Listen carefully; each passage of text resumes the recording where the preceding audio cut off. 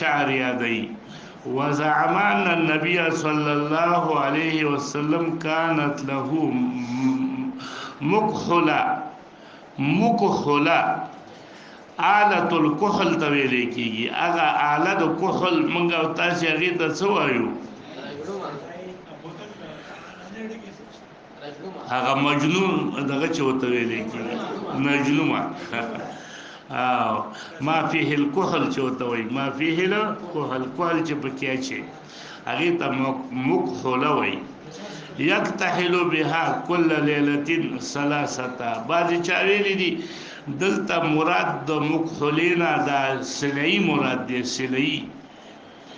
نو سلئی باندې به عرش په درې سلایان اچول په دی وسترګه کې او درې به اچول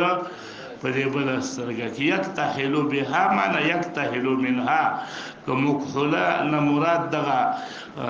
دغه شي مجنومه او نجنومه نبي بيهانه بمراد منها شي تتصير راده رجلومه من غزه ورنه لا ورنه تو تتصير قاري نجنومه دراسه نجنومه صحیح وي نجلومه نه ده دا خجنه کوته به یادې څو ته وي هغه د بیخي غریبانه ساده دي نجلومه دا وایي نجلومه نجلومه نه ده هغه ابتلا خطا وي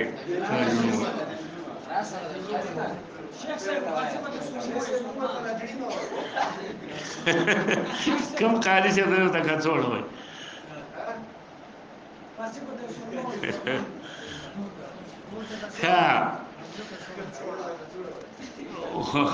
وبه حدث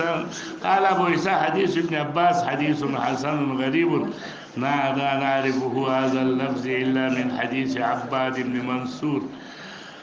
حدثنا علي بن حجر ومحمد بن يحيى قال حدثنا يزيد بن هارون عن عباد بن منصور نحوه وقد روي من غير وجه عن النبي صلى الله عليه وسلم انه قال عليكم بالاسم دي فانه يجل البصر وينبت الشعر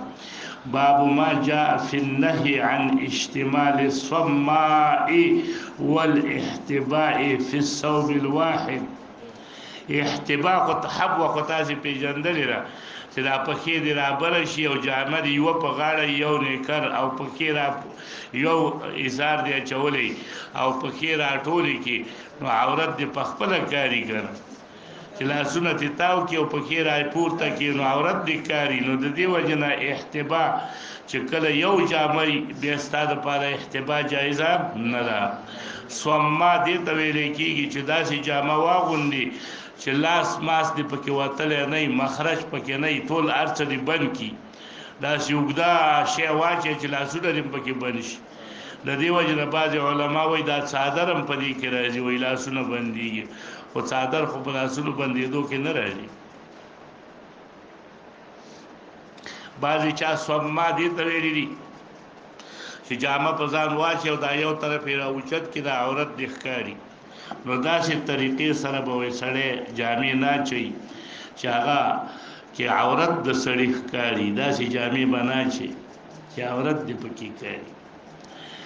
عن سهيل بن ابي صالح عن ابيه عن ابي هريره ان النبي صلى الله عليه وسلم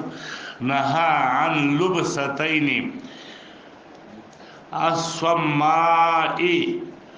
الصماء هغه ته ویل کېږي یصد المنافذ كلها ټول منافذ پکې بند شي ويحتبي الرجل بثوبه ليس على فرجه منه شيء نو مثلا احتباء دي ته وي يقعد على اليتيه وينصب ساقيه ويلف عليه ثوبا دغه ته حبوا وي په ناټو باندې کېني ساقین دی اوچت کی او دې ساقینو نه دې ټوټه موټه تاو کی چې عورت دې تخکاری داسې ناسته باندې کې وحديث ابي هريره حسن صحيح باب ما جاء في مواصله الشعر مواصله د شعر د خپل ویښتانو پورې نور ویښتان پیوسته کول. اوس نن سبا دا عام رواج دی د ښځو ویښتان یې واړی نور ویښتان یې په سر اچولي. بعضې سړي ویښتان نه نور ویښتان په سر باندې ږدي. نو د دې ویښتانو پورې نور ویښتان غوټه کول نور ویښتان ورپورې اچول دا منع ده اتفاقا. البته دې پورې شاته چې دا پیوې میوه اچول کېږي نو دې کې علما وایي چې دا خو معلومیږي چې دا ویښتان نه دي او دا پیوې دی. نو پیوې ورته ویل کېږي قرامل. نو دا قرامل اچول چې دی وایي دا خیر دی جایز دی ځکه دا معلومیږي. خو ښه دا د علماو امیر یماني صاحب لیکلي دي چې تور قرامل استعمالول جایز نه دي. د تورو نه علاوه نور قرامل که واچولی شي د ښایست ویښتانو لپاره هغه خیر دی. سره شنه واچولی شي خو داسې قرامل به نه اچولی کېږي چې هغه د جنس د ویښتانو نه وي د رنګ د ویښتانو نه وي.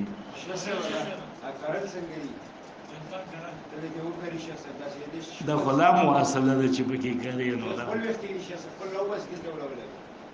هر څه چې دي خو مواصله ده. عن ابن عمر ان النبي صلى الله عليه وسلم قال لعن الله الواصل والمستوصل. واصله هغې ته وایي چې ته ورشي ویښتان دې لږدي. مستوصله چې دا څوک وایي چې مال یې کېده. واشمه پخوا به دا خلکو دا خالونه لګول په زنه باندې به خال په زنه مې شین خال دی چې ویل بیا لوبه کې ویله. او مستوشمه چې هغه څوک ناسته ده چې ماله خال ولګوه دغې ته مستوشمه وایي. احسان الحق دلې په کلي کې به دا اوس هم ډېري اوس به هم د خلکو یي که قادرانجو هغه ستنه راواخلي څه چې کې وایي او بیا دا ځای پې وایي او رنجو کې کته کوي او دا ځای پې وایي هغې نه خال جوړ شي هغه نه ورانېږي. یو دا نور خالونه دي چې دا اوس او چې خالونه ږدي په دې مخ او په سترګو په شونډو ناوې له خلک خالونه ږدي دا خیر دی ځکه دا خو داسې نه دي که نه دا خو عارضي دي. کوم شی چې عارضي هغې کې تبدیل د خلق د الله نه راځي او کوم شی چې داسې چې هغه نه ورانېږي نو هغه تبدیل د خلق الله دی. د دې وجې نه دا میکیاجات چې ورته ویلی کېږي میکپې نو دې ته علما ناروا نه وایي ځکه دا تبدیل د خلق الله نه دی ځکه دا ورانېږي ختمېږي زر که اوبه دې ور واچولې او بل پاک دي. نو داسې کار چې وکړي چې هغه نه ورانېږي او عارضي نه وي او بیخي د مخ پوستکی دې بدلوي لکه دا چې اوس نن سبا دا غټان چې کوم خلک دي دا مالداره خلک هغوی سرجري کوي د دې مخ د پوستکو سرجري کوي نو دا بیا صحیح نه ده دا تبدیل د خلق د الله دی. ان النبي صلی الله علیه وسلم قال لعن الله الواصل والواشم والمستوشم. قال نافع الوشم في اللثه. دا په زنه کې دا معنا نه ده چې د زنې ناروا دی او لاس کې چې دی هغه خیر دی نه په تندي چې دی هغه خیر دی نه دا اصل غرض د نافع بیان د کثرت د وشم دی چې کثرت د وشم په کوم ځای کې دی په زنه کې. باب ما جاء في ركوب المياه